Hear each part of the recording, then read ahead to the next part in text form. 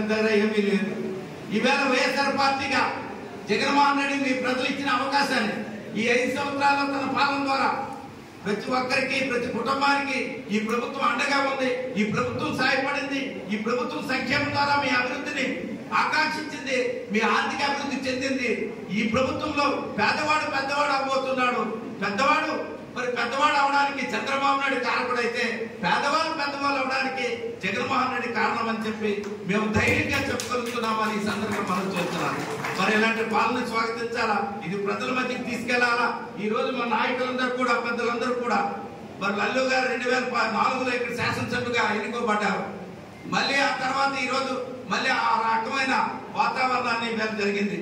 ఈ వేదికలో ఉన్న ప్రతి ఒక్కరు కూడా, వేదిక ముందు ఉన్న సీనియర్ నాయకులు కూడా, మరి రేపు జగన్మోహన్ రెడ్డి అని ఇచ్చిన వైఎస్ఆర్ పార్టీ అభ్యర్థి, ప్రజల కోసం నిరంతరం తప్పిస్తున్న వ్యక్తి, ప్రజల కోసం పాటుపడుతున్న కుటుంబం, వాళ్ళని ఆశీర్వదించమని, మరి శాసనసభని సునాయాసంగా గెలిపించి జగన్మోహన్ రెడ్డి బాగుగా ఇవ్వమని మీ అందరికీ హృదయపూర్వకంగా కోరుకుంటూ, మరి పార్లమెంట్ అభ్యర్థి కోసం మీకు తెలుసు, ఇప్పుడే చెప్పాడు శ్యాంప్రసాద్ రెడ్డి గారు, మరి నరేంద్ర గారు చెప్పారు, ఇతర పెద్దలందరూ కూడా చెప్పారు.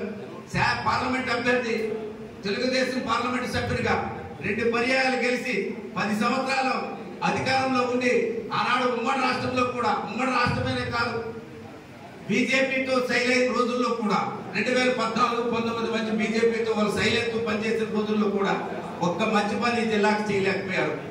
ఏదైతే ఆనాడు రాష్ట్ర విభజన జరిగినప్పుడు రాష్ట్రంలో జరిగిన పరిణామాలు చూస్తే 29 ఇన్స్టిట్యూట్లు ఈ రాష్ట్రానికి, ఈ జిల్లాకు వస్తే, ఈ రాష్ట్రానికి వస్తే ఒక్క ఇన్స్టిట్యూట్ కూడా ఈ జిల్లాకి తేలేని అసమర్థ పార్లమెంట్ సభ్యుడు, అసమర్థ మంత్రిగా ఆ రోజు ఉన్న అచ్చెన్నాయుడు గాని, రామ్మోహన్ నాయుడు గాని ఒక్కసారి ప్రజలు గుర్తు చేయమని మీ అందరికీ మనం చేస్తున్నాను.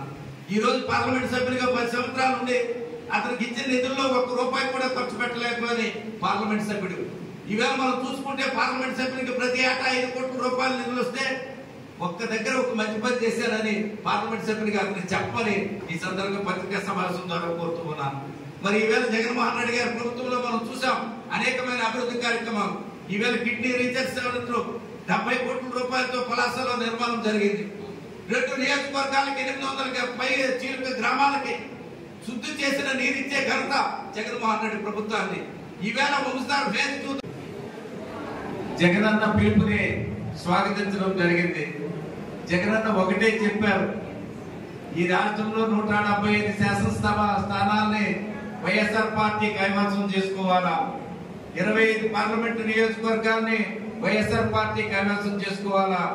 దానిలో ప్రథమదైన ఇచ్చాపురం నియోజకవర్గం మహిళా మనులకు కేటాయించాను, దాన్ని గెలిపించి తీసుకురండి అని చెప్పి ఇచ్చాపురం నియోజకవర్గం పెద్దలందరినీ జగనన్న కోరటం జరిగింది.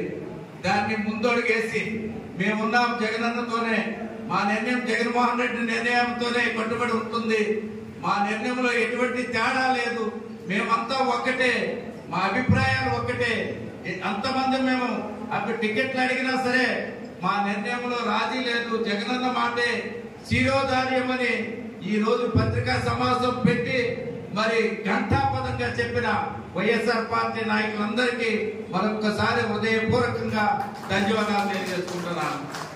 మరి ఈ శుభ సందర్భంలో మరి ఈ నియోజకవర్గంలో